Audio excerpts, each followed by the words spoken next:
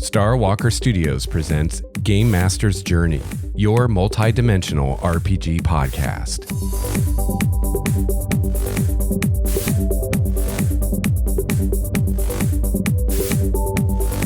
Greetings, fellow GM and or player. Welcome to episode 98 of Game Master's Journey, your multi-dimensional RPG podcast.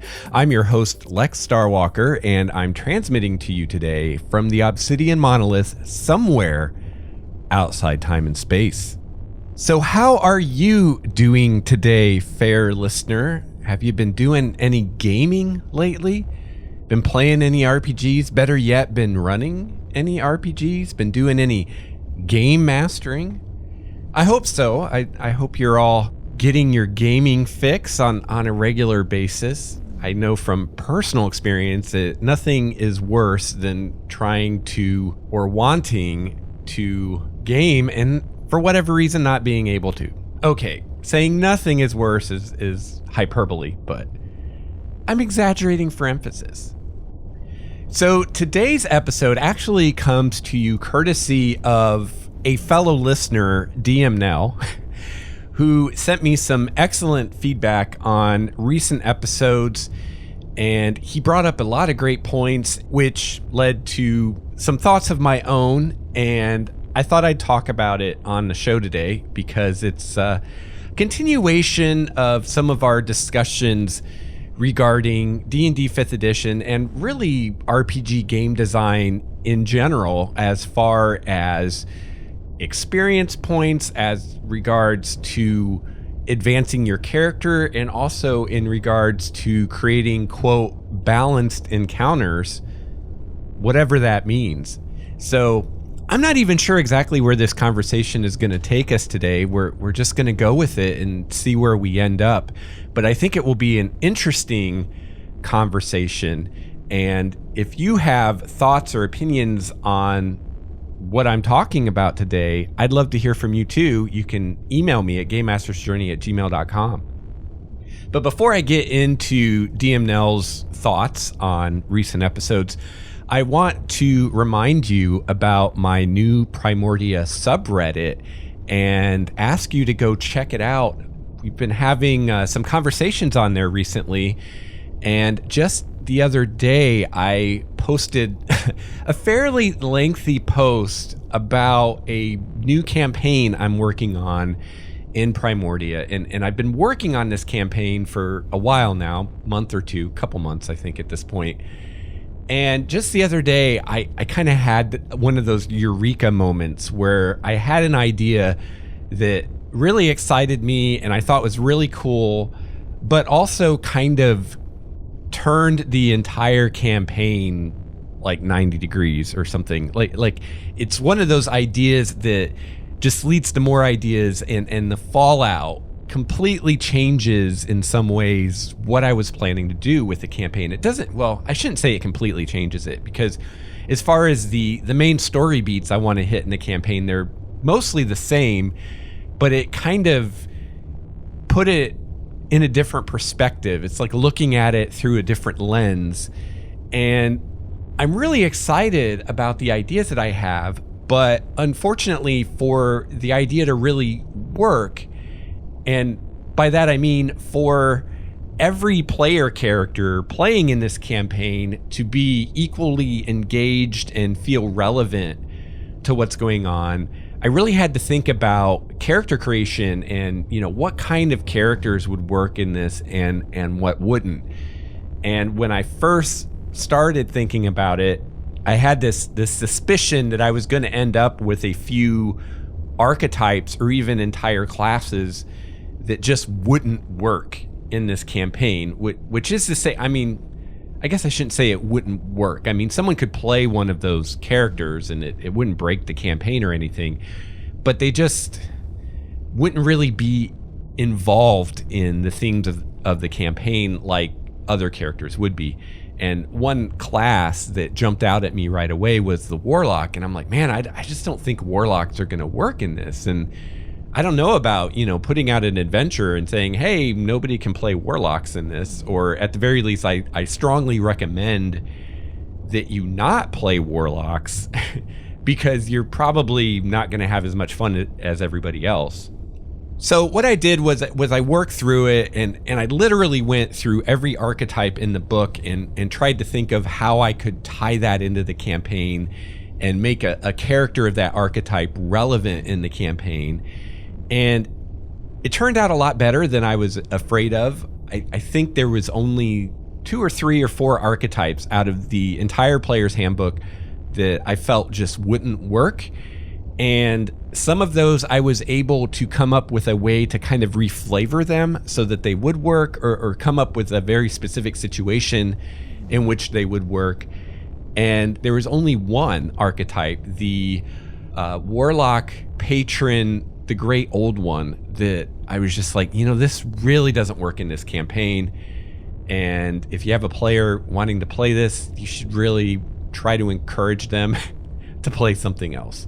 And kind of my point of view from this is not a thing of telling players, this is what you must play, or this is forbidden to play, but more along the lines of what Pathfinder does with the player's guides for their various adventure paths.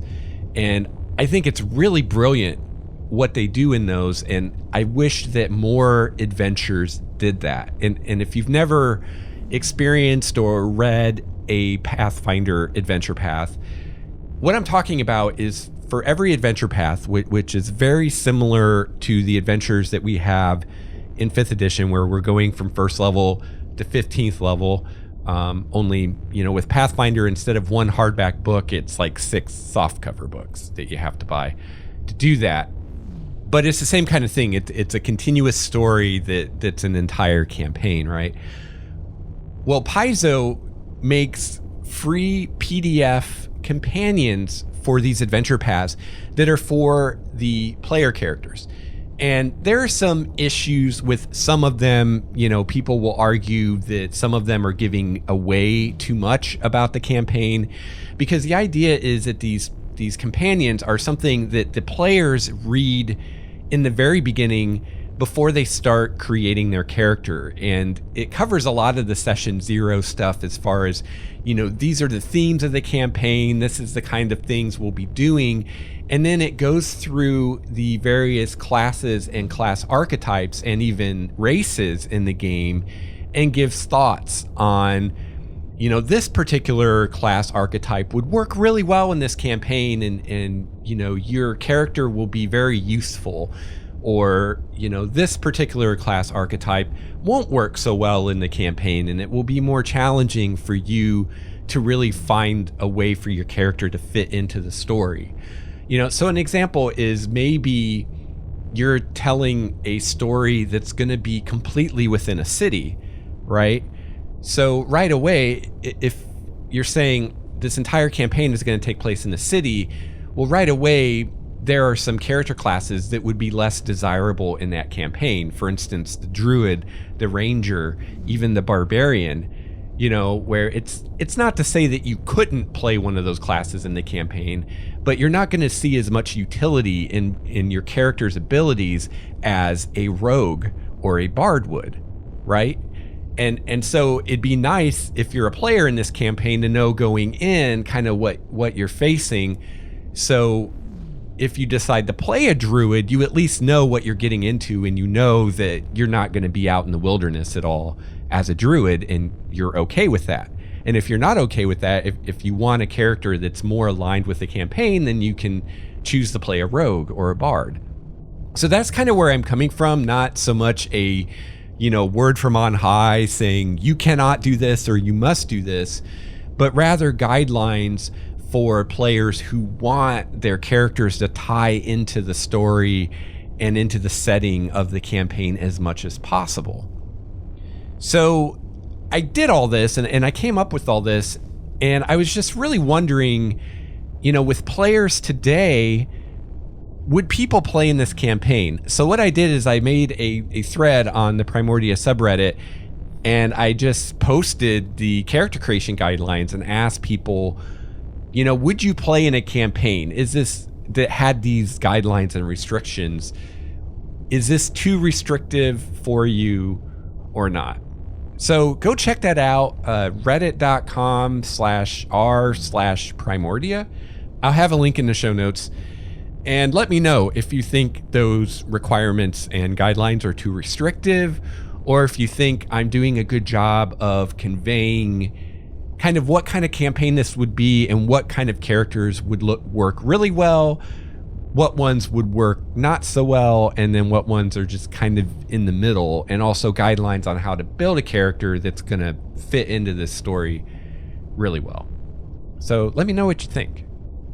All right, so I'm going to get into this email from DM Now, and this is an email I received recently and is tying in a lot of things I've been discussing this season in Season 5. So DM Now says, I wanted to comment on the process I've been hearing you go through on your podcast with XP and Milestone XP. You are verbalizing a process that I think many DMs go through in their careers. If you can call GMing a career. Well, what else are we going to call it? I think that word works for our purposes. And I find it very interesting to hear it presented like you do. It actually involves more than just XP, but I'll get to that in a minute. So first of all, thank you, DM Now. I'm glad that this is coming across as a process. And that's awesome that, it's kind of a way to see kind of what I'm going through and how maybe my ideas and attitudes are shifting as I go through this process. So I'm glad it's coming across like that and not just as I can't make up my mind. So DM Now goes on to say, I think that the problem you're having with XP is there is the illusion of it being a logical, mathematically sound system of balancing encounters and designing adventures. I say that it is an illusion because I firmly believe that there's no way anyone can make an XP system that is accurate or reliable because there are entirely too many variables that enter into the equation. The variables include things like the number of players, the race and class mixture of the party, the level of the party, how the dice are rolling, player experience, DM experience, monster powers, terrain effects, spells, and there are probably more that I'm not thinking of off the top of my head. And if you tried to come up with a XP equation to factor in every variable, it would probably make the quadratic formula look tame, and who would want to deal with that, right? So DM Now goes on to say, to build an accurate XP system would require that all of these variables be factored into the equation, which means there would be many, many XP tables based on the choices that are made by the DM and players. So the problem becomes most evident when we DMs sit down and design a perfectly, quote, balanced encounter that we expect will challenge the characters without killing them. But then something goes terribly wrong and the encounter either turns out to be a TPK or a cakewalk. And that is totally true. And I think what DM Now is talking about right here, which is where you can build what should be a balanced encounter, and then in play it turns out to be way harder or easier than it should be. That's a whole problem I don't think I've even really brought up or addressed. I mean, that's kind of a whole nother can of worms, which is to say, even if the system were perfectly designed, which it obviously isn't, but even if it were to where you could go through some kind of process and come up with a encounter that is perfectly balanced for your group, so it's just the amount of challenge that you want it to be, even if you could do that, you would still have occasions where it turns out to be way too easy or way too hard, not because you did anything wrong, but just because of the dice, just because of that random element. The only way you could have a system like that totally work is to take randomness out of the equation completely. So DM Now goes on to say, the DM then does a postmortem, I love that, to try and figure out what he did wrong. But that's the thing, he didn't do anything wrong because it's the XP/CR system that is broken. And I agree with that. I just want to add that even if the system weren't broken, I think you you would still have that problem because of the random aspect. So DM Nell continues, this realization also opened up another thought process for me, which was to figure out what I was trying to accomplish by, quote, balancing an encounter or an adventure to begin with. Now, that's a good question. What are we trying to accomplish when we do this? Was I trying to create fun for me and the players, yet survivable encounters? Or was I trying to create encounters by the book because that's what the book said I was supposed to be doing? I realized that my intention had been to do the former, which was to create fun, survivable encounters. But what I was actually doing was the latter, which was trying to do it by the book just to do it by the book. This made me rethink encounter and adventure design to make me stop being so by the book and to be more focused on creating something that was fun to run and that the players would find interesting and challenging. The problem is that without an XP and CR system, this process becomes less of a science and more of an art, which requires some DMing experience and a good understanding of your players' playstyles and what they want to get out of the game. This is the main reason I dropped XP, and I also hated the bookkeeping involved, and went to milestone, quote, XP back at the end of 3rd edition, throughout 4th edition, and now in the 5th edition. And yeah, I agree with that. And I would just add that even with the XP CR system, it's still more of an art than a science. So yeah, I agree with Nell. I think that a completely realistic and or representative system for awarding XP for encounters would be really hard to do. I don't think it's necessarily impossible. I think it could be done, but I think if you managed it, that you'd end up with a system that was so complicated and awkward and time consuming that most people wouldn't want to use it, right? You'd finally come up with this thing and then you'd be like, oh my God, I'm never going to use this. It's way too complicated. So obviously, that's not going to work. We need something simpler than that, but yet something that still has enough granularity that it's satisfying and seems to do what it's designed to do. So I think that there is, or at least should be, a way to design a system for designing encounters so that you have a good idea of how challenging that encounter is going to be to a, quote, average group of PCs. And I thought in the beginning, until fairly recently, that 5th edition had such a system. It claims to. We have a whole section in the Dungeon Master's Guide about how to design balanced encounters with an XP budget and how to, say I want to design an easy encounter, or I want to design a medium or a hard or a deadly encounter, how to factor in the size of your group of players, how many PCs you have, how to factor in what levels they all are, how to factor in how many adversaries there are, and the fact that the more adversaries there are, the higher the difficulty gets, and it's more of an exponential relationship than a linear one. It seems like it's all there. It just doesn't work. So yeah, I thought 5th edition had a system like that. Now I'm not so sure. I was talking to Shane and Ishan from the Total Party Throw podcast about this. I had asked for their thoughts on my thoughts on the XP system, and they discussed it in one of their recent episodes. And they said a couple things that I thought was really interesting, and they've had more experience with the 5th edition system than I've had, and especially with the higher levels of play, because they actually did a campaign that went all the way to 20th level. And they were saying that the XP balancing, XP budget system in the DMG works less and less the higher level you get, and that it doesn't seem to account for magic items. So I'm not sure how they determined that it doesn't account for magic items. So if you guys are listening, I'd love to hear from you how you came to that conclusion that it doesn't account for it. That's really interesting. Because, if that's true, if the system isn't even accounting for magic items, then as soon as you give out magic items, it goes out the window, which is kind of what they were saying. And so you either, as a DM, you have to figure out a way to modify it to factor in those magic items, or it's just useless to you now, right? And sure, at the first, maybe 5, even 10 levels of play, you could say, well, magic items aren't going to make much difference, but definitely level 10 to 20, they are.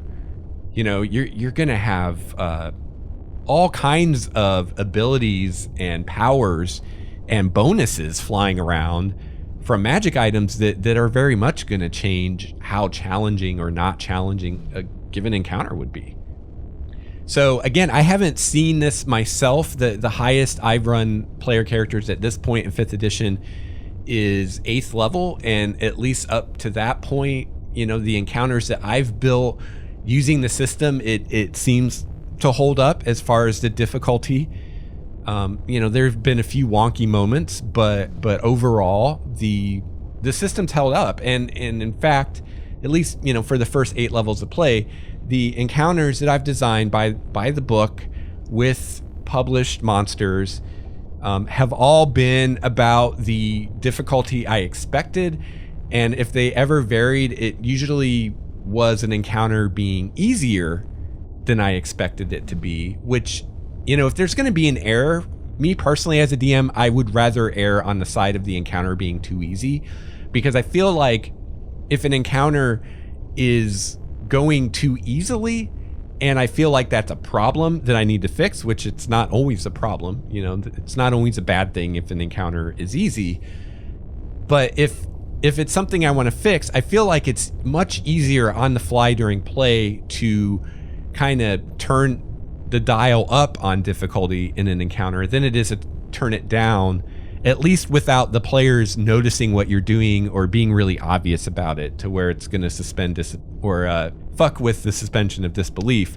So for instance, if I'm running an encounter and it's way too easy, I can have reinforcements show up, or I can have something happen in the environment that makes it more difficult. Maybe they're fighting on a bridge and the bridge starts to collapse, or something catches fire nearby. I mean, it's so easy to come up with something that could happen in the environment that now makes things more challenging for the player characters. But I at least personally find it more difficult to take an encounter that's turning out to be way too hard and turn down that difficulty dial in the middle of the encounter without it being obvious that I'm softballing it to help the players out. It just, in my experience, it's more difficult to come up with a plausible reason that suddenly things would get much easier and not have it seem like Deus Ex Machina, right, on the GM's part, just saving the player characters. So yeah, right now I'm taking Shane and Ishan's word for it that, beyond 8th level, this is going to become more and more of a problem. And also as player characters get magic items, it's going to become more and more of a problem. But if it's true that the system is not taking magic items into account, then at least the errors will be on the side of encounters being too easy as opposed to them being too hard. And also part of that is, what's the worst case scenario if an encounter's too easy? Like the PCs just blow through it, don't burn any resources, don't burn any real time, and it's just over and it's a face roll. And okay, so what? At least we didn't waste a lot of time with it, right? But worst case scenario of an encounter being too hard is total party kill, which if it's not the end of your campaign, it's at least going to set it back a little bit, right? So, again, in my mind, I'd rather be a little on the easy side than on the hard side if there's going to be a discrepancy. But yeah, it'll be interesting to see how much of a problem this is in higher level. And they were basically saying that it became pretty much useless. And there came a point in their campaign where they just stopped even using that system because it just wasn't relevant anymore. Now, I do know that, they talk about the campaign on the podcast, and I do know that the player characters had some powerful items. So I'd also be curious if they were within the guidelines as far as, what level you should be before you get a legendary item, and whatnot. If they were maybe ahead of the curve there, and maybe that contributed, I don't know. I think another part of this is, and I've mentioned this on the show before, the fact that Wizards themselves don't seem to use the XP system in their own games and in their own adventures that they design.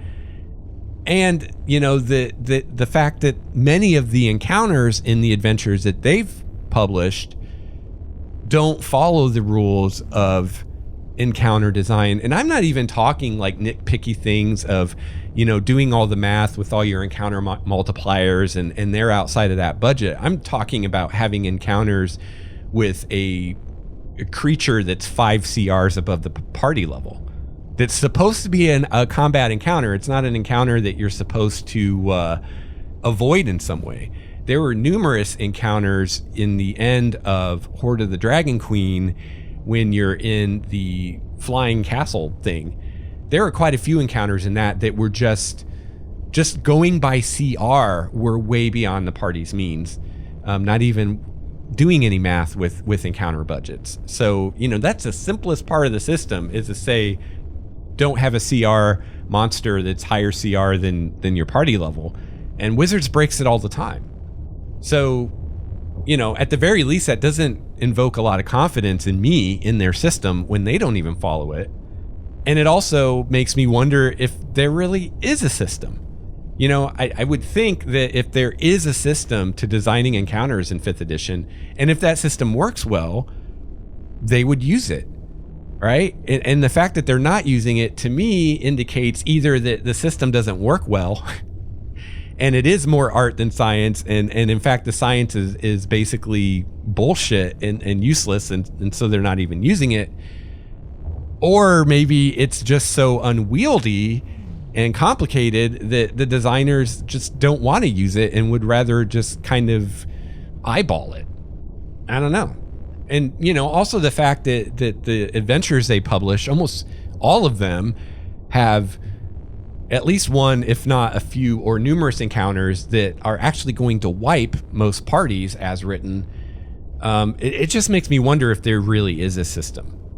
You know, maybe it's not a thing of it's more art than science. Maybe it's all art. Maybe there is no science, and the quote system that we're given in the DMG is just some BS that Wizards threw together to kind of placate us and put up the smoke and mirror so that we think that there's a system to it, and this is something that we can just plug in numbers and figure out, when it's really just a thing of experience and guesswork and, you know, learning from trial and error. And that this system in the DMG really doesn't have any real utility in actually designing adventures and encounters. Now, something I want to point out here, because, you know, DM Nell makes a good point about the fact that even with a well-designed system, there's going to be some art involved, and it's going to require some expertise and experience on the part of the DM. And I completely agree. And I think as a GM, you know, whatever game you're playing, whatever adventure you're running, if you're running an adventure that you didn't create yourself, or an encounter that you didn't create yourself, I think you always should, no matter how good the system is that you're using, you should always think about your party and think about how this is really going to play out at your table, and are there adjustments that you need to make. And you also need to be prepared to make adjustments on the fly during play and have some ideas on how to do that.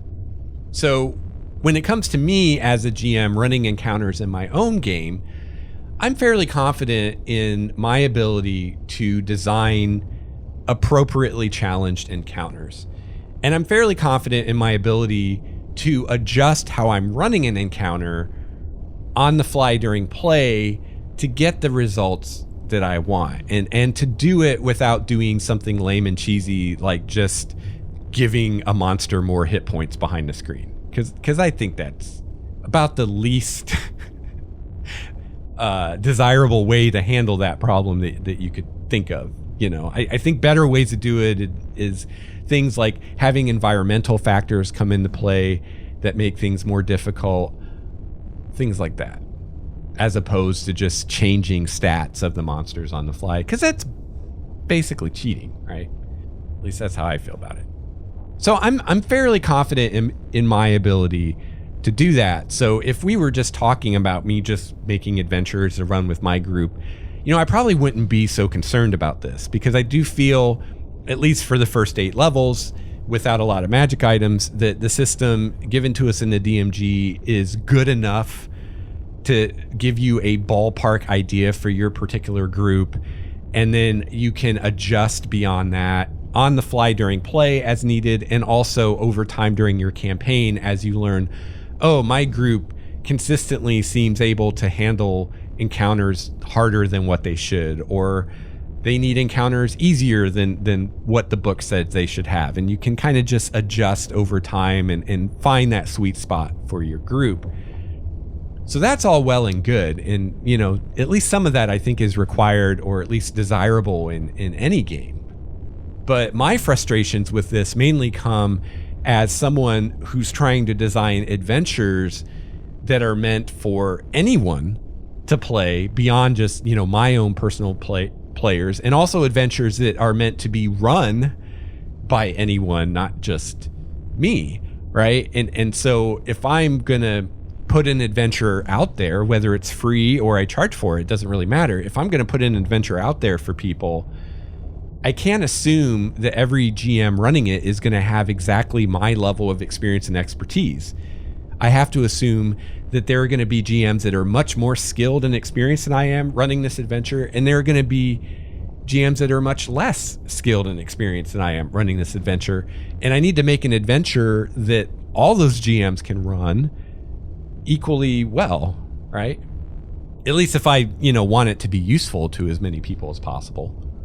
And the frustration also comes in trying to design an adventure, not only that every GM can run, but that's going to work for, quote, most parties, right? So this is where the lack of any kind of coherent system makes things really difficult, because, trying to build encounters that can be scaled up or down for various group sizes, so that, no matter how many players are at your table, you can use this encounter and it's going to have the desired level of impact. That's hard enough. Making an encounter and being able to say, this is what to do if you have 3 players. This is what to do if you have 4, 5, 6, 7, 8 players, right? And to have that be pretty simple and easy to do on the fly for GMs, that's hard enough. But then trying to factor in things like group composition, like how much harder is this if you don't have a healer, or how much harder is this if you don't have any ranged attackers, or trying to account for how many magic items people have or how powerful those magic items are. I mean, that's clearly impossible and beyond what the system we have can do. So maybe the system can help you account for different group sizes and different level of characters in your group. Maybe it can do that. It claims it can do that. But it certainly can account for things like what actual classes and archetypes people are playing and how well those work together, or how many magic items they have, things like that. Like there's nothing in the system for that. Like you're completely on your own when it comes to that kind of thing. All right, so back to DM Nell's feedback here. He says another part of the podcast that I found interesting was your desire to want to finish a campaign. I know, right? And your frustration of having started campaigns only to have them fizzle out for whatever reason. Yes, frustration is definitely a word for it. This is also something that many DMs struggle with, myself included.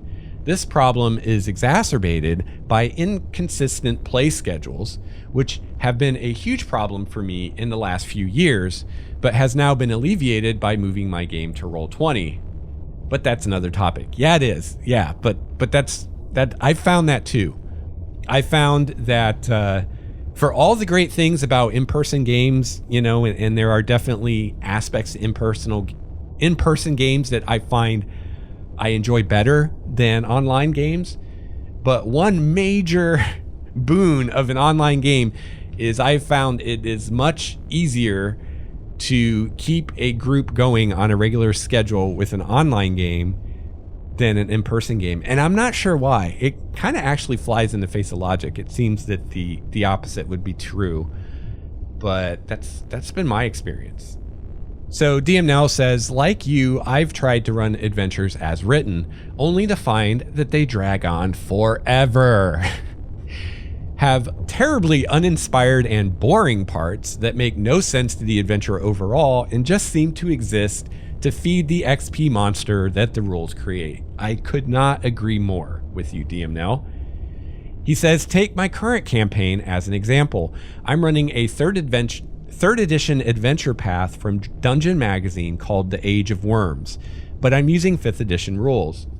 If I were to run the adventure as written, I'm convinced that the game could easily last 2 years, and that's playing every week. I knew this when I started the campaign, so I purposely made the decision to just stick to the core concepts of the adventure and cut out all the fat. All of those labyrinthine dungeons had to get cut down into smaller, leaner dungeons. All of the hundreds of NPCs that the players or me would never be able to keep track of or even remember had to be cut down to a few interesting ones that they would remember.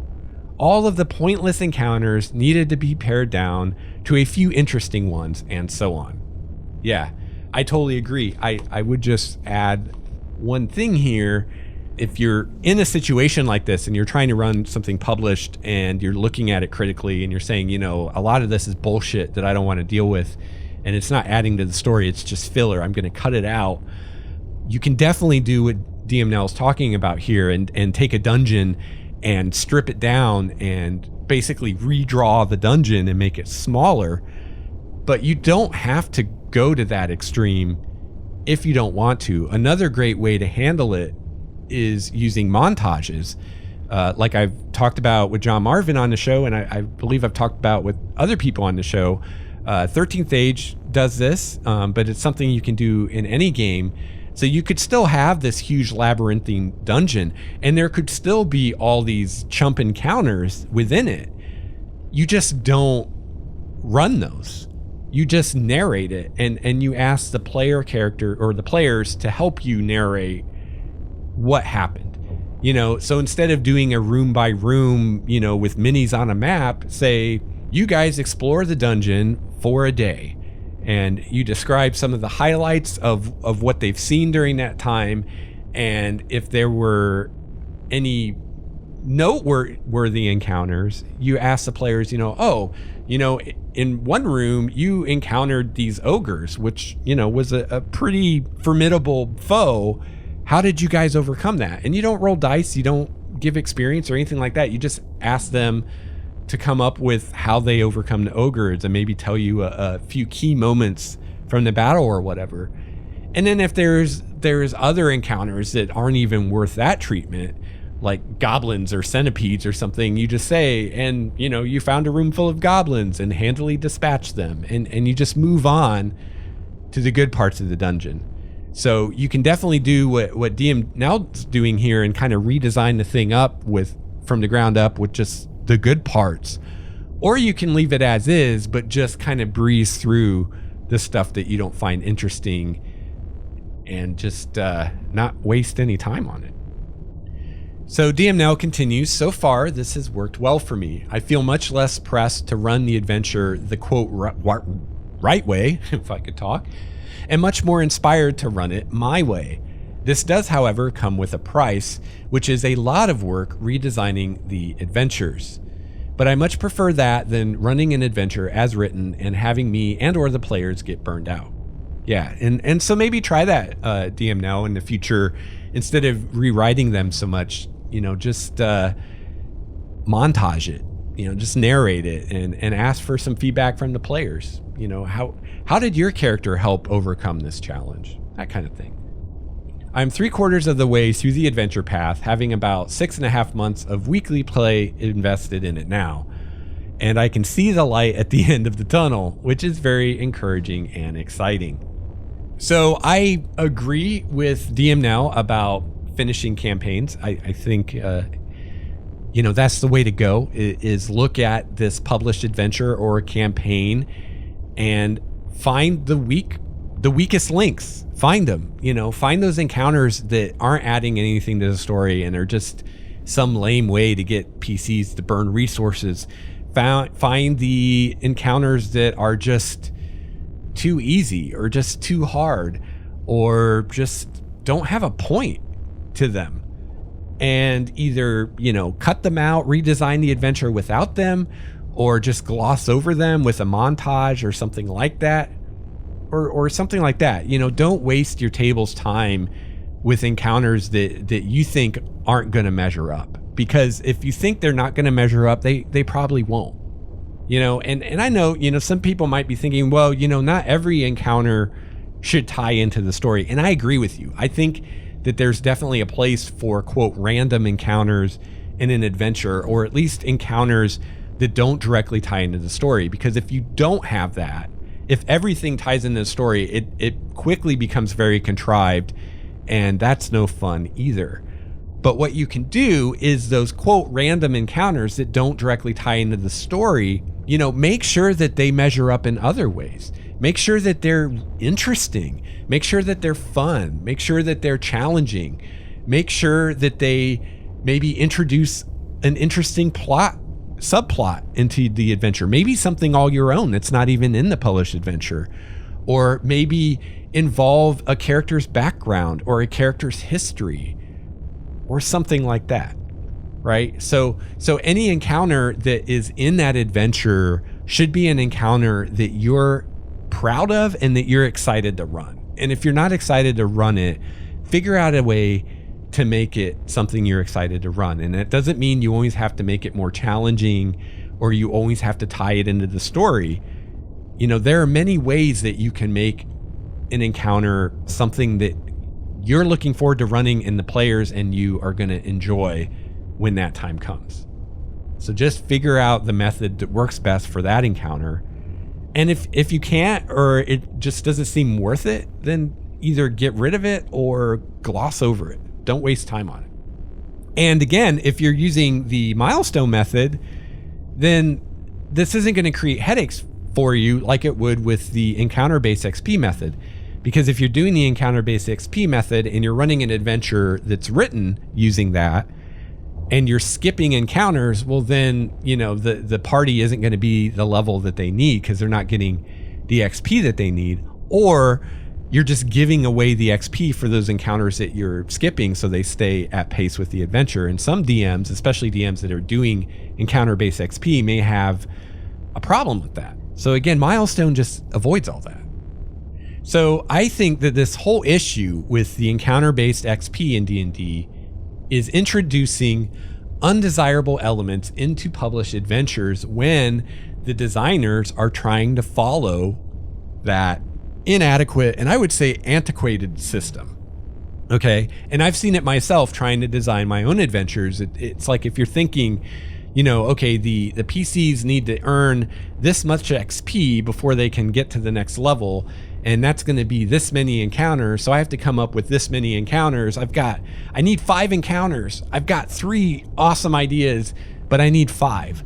So I got to come up with 2 more and, oh, well, these aren't great, but hey, they're worth XP, and you're approaching adventure design from a more gamist perspective when you're using the XP per encounter system, because you're not thinking so much about what's good for the story. You're thinking about what mechanically, how much XP of encounters do I need? And you're letting that guide your design instead of just, what's good for the story. And, this reminds me, I had a listener write in a while ago, and I'm sorry, I don't remember who it was, but they made an observation that it seemed that my adventure design for Primordia was very different than my adventure design for the Obsidian Monolith. And they were saying that it seemed like when I designed the Obsidian Monolith, I had all these story ideas and I had kind of a fully fleshed out story in my head. And then I decided the mechanics, which is true. And with the D&D stuff, it seemed like more I was starting with the mechanics and worrying about all that, and then trying to find story to fit it. And this person was suggesting that it seemed like this was based on the system, and that, you know, Numenera encourages more of a story focus and D&D encourages more of a mechanics focus. And I think at the time I actually disagreed with that, and I didn't think it was the system. I thought it was more, you know, my conscious choice, which it was a conscious choice for that Primordia campaign, that I wanted to just focus on encounters with monsters and test out different monsters and stuff like that. But, you know, going through all this now, I think that listener was right. And I think that the system did have more of an influence on me than I realized. And I think some of it was the system, and the system is kind of impressing on you this idea of mechanics and XP balancing and all this stuff. And I think there's a great illustration of this. So there's a blogger, blogs about role-playing games, The Angry GM, and he has a series of articles he's done where he's designing a mega dungeon, like a huge ass dungeon, something like Undermountain or whatever. And he's kind of blogging about his design process, and it's really interesting. Now, before I say what I'm going to say, I'm going to point out that he started this like last September, so September 2015. So, you know, hindsight's always 2020.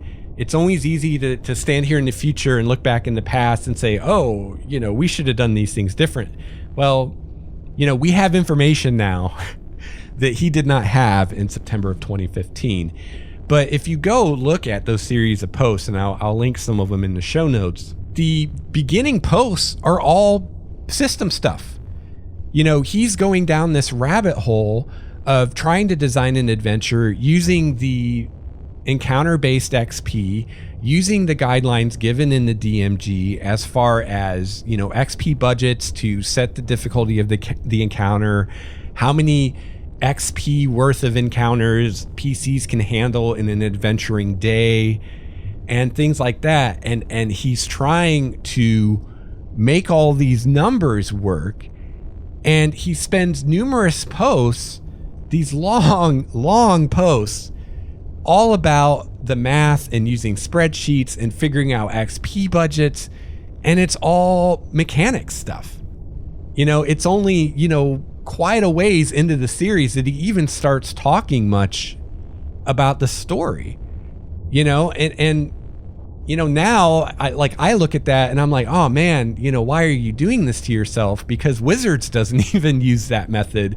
You know, Wizards is putting out adventures that just use Milestone, and, you know, this would be so much easier on you if you just use Milestone and just said, hey, at this point the PC's level, because that's what's appropriate for the story, and you don't have to worry about XP per day and XP budgets and, you know, what level are the players going to be if they do these optional things versus what level they'll be if they don't. You don't have to worry about any of that. But, you know, when he started this in September, he didn't know that that's the way Wizards was going to go, and that that's the way published adventures were going to go. And, you know, I was making the same assumption myself when I started working on stuff for Primordia. It's like, I want to do encounter-based XP because that's what I thought most DMs would be doing and what most DMs would want. And at the very least, I wanted it there for those DMs. But I've asked numerous places online, you know, how do you guys level your player characters?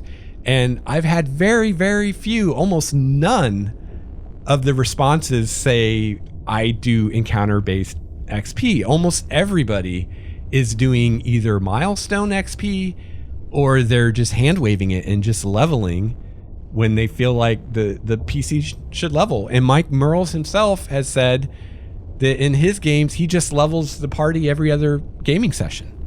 So, you know, as designers, I mean, we can totally go down this rabbit hole and try to design adventures around this encounter-based system. But one, it doesn't really work. And two, no, you know, we're making it so much harder for ourselves than it has to be.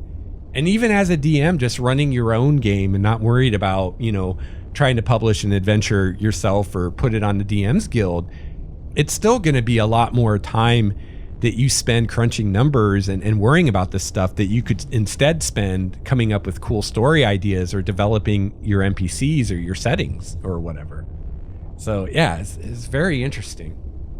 So I think that if adventure designers would, instead of worrying about encounter-based XP, would instead focus on the milestone method, that we could have better adventures without all these chump encounters.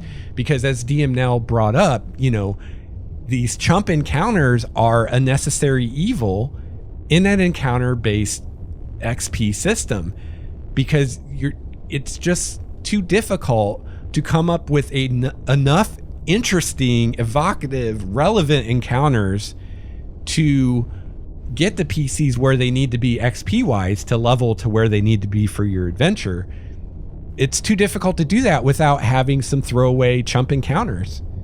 And it's also too difficult to deal with the 15-minute adventuring day and the issue of depleting player character resources enough that things are the appropriate challenge level without having these chump encounters. It's just very difficult to do all that without chump encounters. And that's why I think we see so many chump encounters in so many adventures, because the designers are trying to work within this totally fucked system. So I am very curious to see Curse of Strahd, how it plays out. I can't wait to read it. I can't wait to run it and play it, because Curse of Strahd uses the milestone method.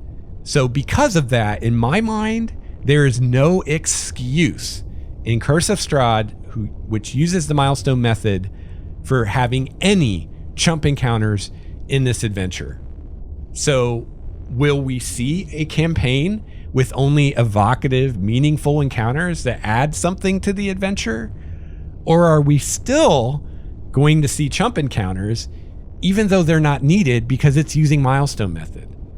But maybe we see chump encounters due to just lazy writing or lazy design, or maybe just force of habit from always having to put chump encounters in adventures. You're just in that habit of, every once in a while we got to have an encounter that's just a throwaway, just filler, right? It's like albums. Not every song on an album is a hit usually, right? You got the B-side songs. Well, adventures, you have the B-side encounters, I guess. Now, I think another part of this problem with published adventures and these chump encounters is also this idea that comes from the DMG, where approximately a quarter of the encounters should be hard, a quarter should be easy, and then half should be medium. I think that's part of the problem too, if you're following that design philosophy, because I think easy encounters are almost always going to be chump encounters. At the very least, they're not going to be tactically interesting because they're easy. Even quote medium encounters, I found, are usually pretty easy, unless things are really going wrong for the PCs, unless they're rolling a lot of ones or whatever. A medium encounter is usually pretty much a face roll. So an easy encounter, I haven't honestly run many easy encounters, but the ones that I've run didn't even seem worth the time to roll initiative. Much rather do the encounter because they're over so fast. There's so little risk. It's just like, why did we even do that? That was pointless. So this means if you're following the guidelines, then at least a quarter of your encounters in your adventure are going to be just filler because they're easy. And I say at least a quarter because probably some of your medium encounters are also really going to be easy and going to end up being filler too. Now, I get these ratios from a theoretical design perspective of, we don't want to overwhelm player characters and we don't want all encounters to be the same, difficulty. I talked about the Angry GM and him designing his mega dungeon. And, one design decision he made is in a given area, he has all encounters of the same level or CR. So instead of having an area that's level 2 and then an area that's level 3 and then an area that's level 4, that whole area is just level 3. And his idea is that way the players get this sense of, okay, so they go in this area at level 2 and all the encounters are level 3. So it's like, wow, this is really difficult, right? This is really challenging. Then they grow a little in power. Now they're level 3. All the encounters are level 3. And it's like, oh, we're getting the hang of this. And then they grow in power again. Now they're level 4, but all the encounters are still level 3. And it's like, oh, now this feels really easy. Then they go to the next area. And here we have, a level 5 area, level 6 area, level 7 area. But instead, it's all level 6. So now they're level 5 into level 6, and that whole cycle starts again. So I think theoretically, in a way, like that kind of makes sense. And if it actually worked out that way, that would be kind of cool. But I think the problem with that is, for 3 levels, you're facing challenge level 3 encounters. It's going to get really, really samey. Even with the easy, medium, hard, I don't know. That doesn't work for me personally, but it's an interesting idea. So I get, that kind of same thing with this, 25% hard, 25% easy, and then the other 50% medium. Like I get it from a design idea of there's more variety, and then that way every encounter is not medium or every encounter is not hard, and it seems more realistic. But the problem is a lot of those encounters are just going to be a waste of time. So I think it's a cool idea in theory, but I think in practice it doesn't work.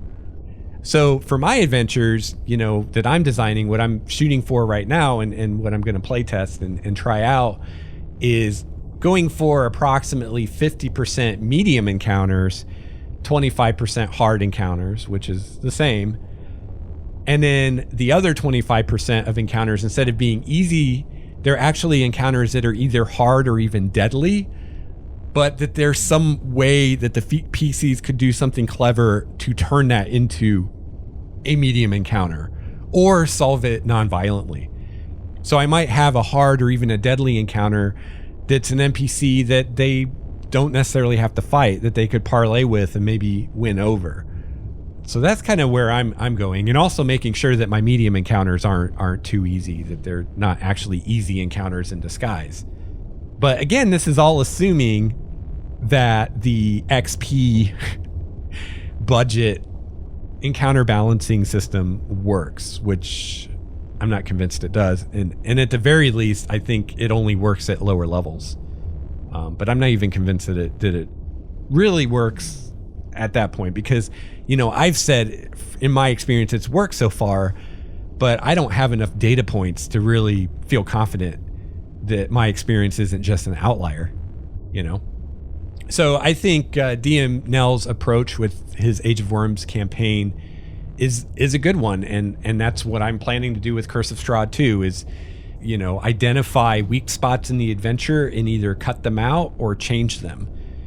And, if it makes the adventure take less runtime, that's a good thing. That's not a bad thing. That's a good thing, because it's going to take too long anyway.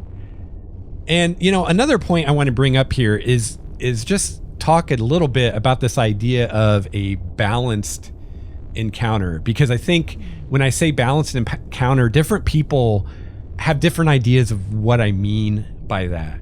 So when I'm talking about creating balanced encounters, I am not talking about making every encounter appropriate for the PC's level, which is to say, no matter where they go on the map or in the dungeon or whatever, that everything they encounter is going to be appropriately balanced to be something they can handle. I do not mean that. I am not a fan of that. I totally believe and think that you should make your game much more realistic than that, and it should be totally possible for the PCs to run into something they could never defeat, and they should run like scared children at the first sight of it.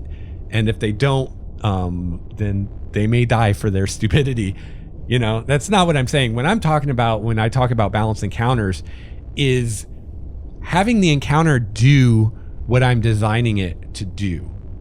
So if I have a given encounter and I say, I want this to be a medium encounter, which is to say I want it to not be a face roll, but I don't want it to be super challenging to the point there's a good chance that a PC might die. I want it to be just challenging enough that, you know, there's some danger and the player characters have to work together to overcome it. But as long as, you know, something doesn't go terribly wrong, they should have a good chance of defeating it with everybody okay at the end. So in my mind, that's a medium encounter, right? So when I talk about a balanced encounter, what I mean is if I design an encounter to be that medium level of difficulty, I want it to actually be that medium level of difficulty. I don't want to get into the game session and I run my encounter and it turns out to be deadly and everybody dies, or a few characters die, or it turns out to be easy and it's a face roll and it's not even fun, right? So the same thing if I'm designing a hard encounter, which in my mind, a hard encounter means that at least one, probably multiple PCs will go down, will hit 0 hit points during the encounter. There is a possibility that a PC or even more than one PC may actually die, but chances are good the group overall will be able to overcome it, or at least will be able to get away alive. So to me, that's a hard encounter. And then a deadly encounter is chances are very small that multiple player characters won't die or that the whole group won't die. The chances are really good that either the group's going to wipe or multiple PCs are going to die and just a few will escape. To me, that's a deadly encounter. So when I talk about balanced encounters, all I mean is that the encounter is at the level of difficulty or challenge that I designed it to be. That's what I want from a system. That's what I want from my own design, is this encounter is doing what I wanted it to do. If I wanted it to be a hard encounter where it's dropping PCs and maybe 1 or 2 PCs die, but the group overall most likely succeeds, if I want it to be that, then I want it to actually be that in play. I don't want it to turn out to be deadly when I didn't want it to be deadly. So that's all I mean. All right, back to DM Nell. He says, there's an inherent problem with D&D in my opinion, which is designing the game to run through 20 levels is not realistic for many DMs and players to hope to accomplish. And I agree. Maybe I should do a poll. I would love to see, of our listeners in our Game Master's Journey community here, how many campaigns have we played in or GM'd for that went from level 1 to 20 and did the whole thing, versus how many we've played that did not do that. And I would guess that a very small number of campaigns that we've all collectively played actually go from level 1 to 20. I'd guess, I'm really going to go out there, I would guess less than 1%. If we do that poll, if we get enough responses that we can have statistically meaningful estimates, I'd guess less than 1% of campaigns that we play last that long. DM Nell says, I really wish they would have designed 5th edition as a 10-level game with optional rules to take it to 20th, but maybe that's something they'll do for 6th edition. I don't really agree with that. I'm glad there's 20 levels. If anything, I think we need more levels, not less. But I think DM Nell makes a very good point that most groups aren't going to go from level 1 to 20 or even level 1 to 15. And I suspect that Wizards found that out because they did a survey a while ago asking how many people had played the various adventure paths they put out and how many had finished them. And I would love to see the data. I'd love to know what percentage of people that have played those actually finished them. Again, my guess is less than 1%, but I'd love to have real numbers. Come on, Wizards, why don't you share that information for us? But I think that we can infer something from the fact that the next adventure path they did after that survey only has 10 levels instead of 15. So that to me suggests that at least a significant percentage of players were not finishing them. If not the majority, at least a big enough percentage that Wizards was like, okay, we're wasting time doing 15 levels campaigns because a lot of people aren't finishing them. Now, me personally, I don't think that the problem is that there are 20 levels in the game. I don't think that's a problem at all. I think the problem is actually with DMs and even sometimes players who get fixated on this idea that you have to start every character at level 1. You have to start every campaign at level 1. Especially if your goal as a DM or a player is to actually get to high level play, right? I mean, if you're just running a low level campaign and you're like, we're going to start at level 1 and we're going to play till like level 10 or level 8 and then we're done, like fine, if that's what you want to do. But if you're saying, I want to play a high level campaign, but we're going to start at level 1, I think you're shooting yourself in the foot there. Because chances are really good, just statistically speaking, I think chances are really good you're never going to see high level play if you start at level 1. Now, personally, from my experience with 5th edition, I think the game actually works best when you start at level 2 or 3 minimum. I really think that level 1 is just there for brand new players. For players who have never played D&D and or never played an RPG. That's what level 1's for. It's a way to ease them into the experience of the game in a way where for that first gaming session at level 1, they don't have so many abilities to deal with. It kind of waters down their character and what they can do so they can get their mind wrapped around just the basic mechanics and, one special thing that their character can do. And then we get to level 2 and we start adding on top of that. And also, the grognards want to start at level 1 for some reason.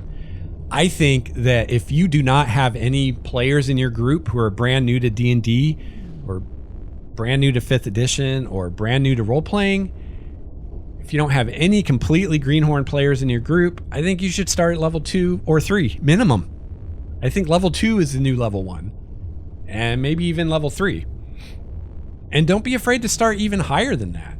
If you're running a campaign and you want to get to level 20, starting at level 1 and then on top of that using normal encounter-based advancement or even the rate of advancement Wizards recommends in the DMG, you're not setting yourself up for success.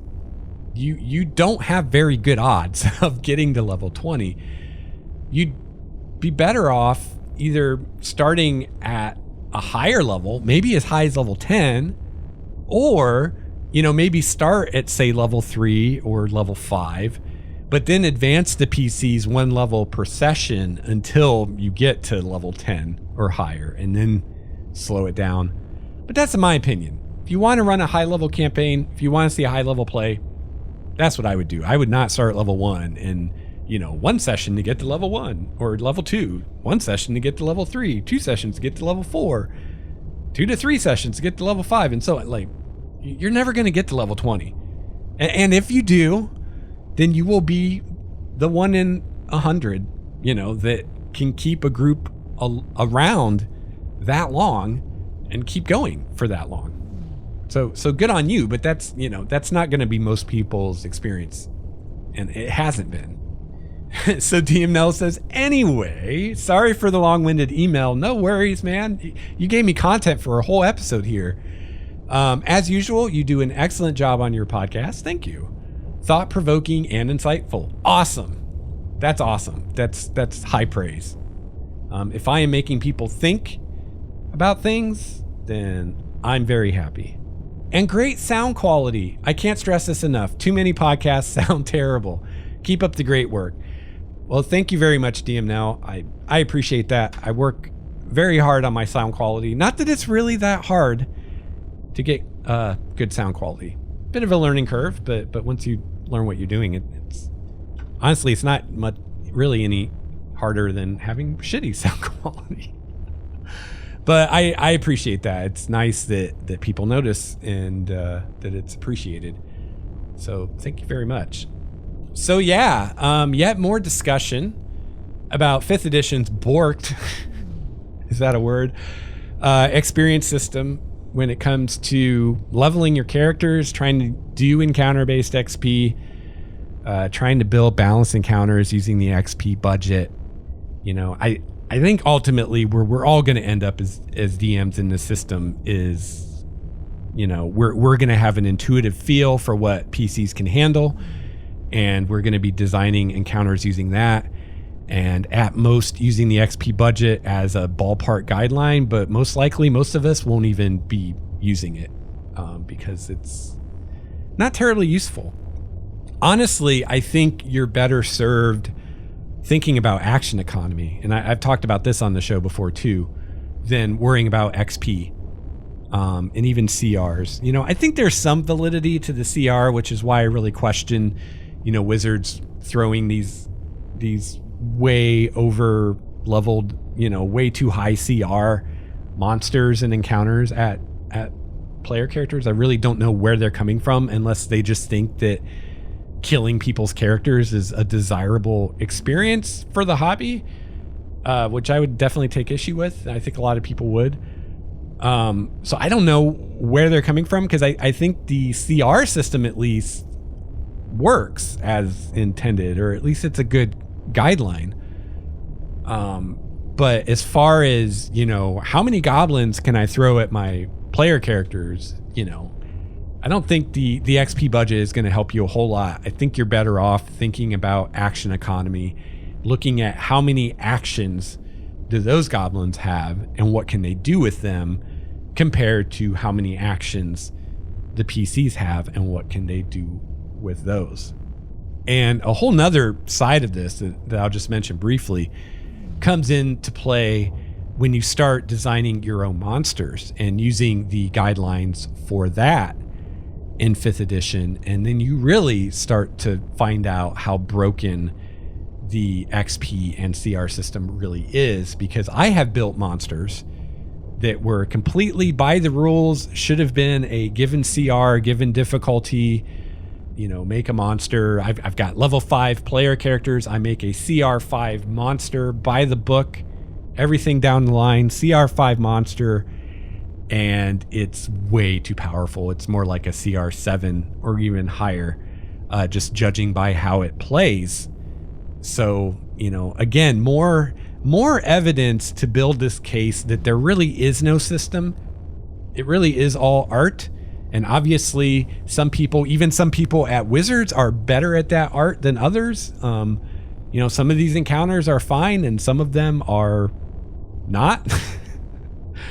But this quote system that we're given in the DMG, everything from designing balanced encounters to how to level and progress your party to how to build your own monsters, is it's smoke and mirrors, guys.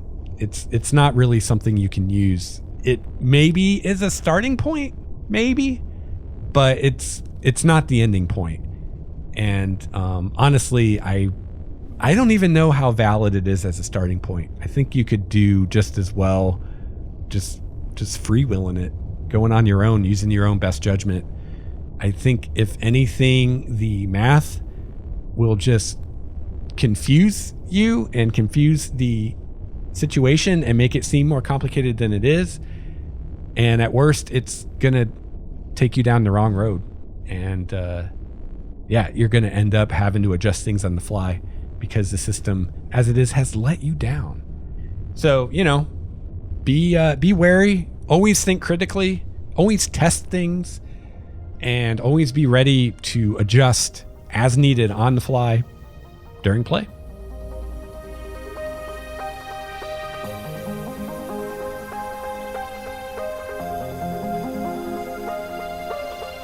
All right, well, that's going to wrap up episode 98 of Game Master's Journey. If you would like to reach me, shoot me an email at gamemastersjourney@gmail.com. Follow me on Twitter @LexStarwalker. Follow me on Google Plus LexStarwalker. Check out my website, starwalkerstudios.com. You can find the show notes there. And I want to give a huge shout out and thank you to Steve Strickland, my Tier 6 patron. Yeah, tier for Steve. Whoa! Hey, yes. Steve, you the man. So thank you, Steve, for your patronage, and thank you to all the patrons. I really appreciate it. And if you are a patron at the level where you receive the game material from me, you should have received an invite to a Google Drive folder.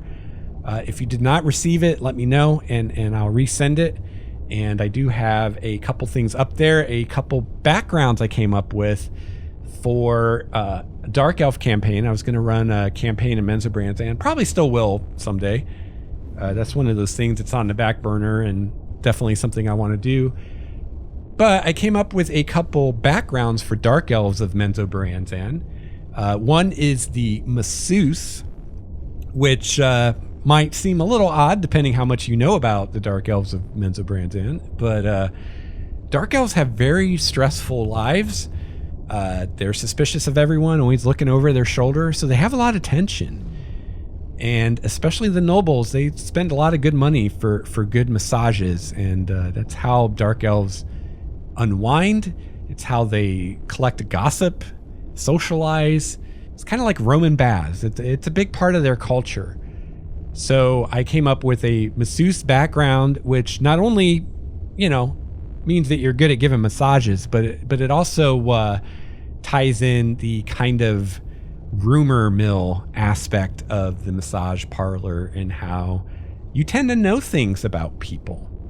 And then the other background I came up with is the torturer, which is a dark elf who's, you guessed it, really good at torturing, which is a very highly sought after skill in Menzoberranzan and comes in very useful, and you can make a pretty good living as a torturer. And so, yeah, if you're an eligible patron, go check those out. Again, those will be available for 3 months, and then they'll go into the archive folder.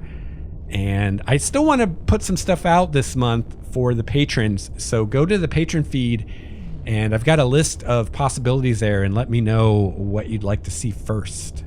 You can find that at patreon.com/Starwalker Studios. And if you're not a patron, check it out. Become a patron, help support the show, help support the studio.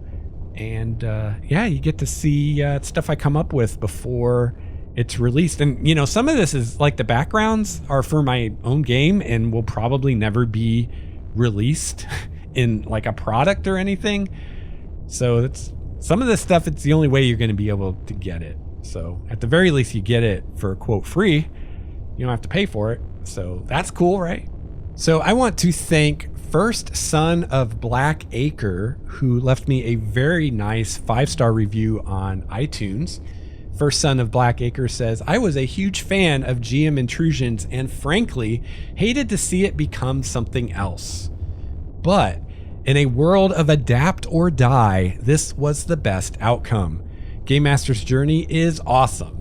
Lex continues his hosting duties with the same personal take that made GM Intrusions so great. Plus, now it's wide open to pretty much any game that strikes his fancy. Much like GM Intrusions, I started late, so I'm playing catch up, but I look forward to teeing up each episode.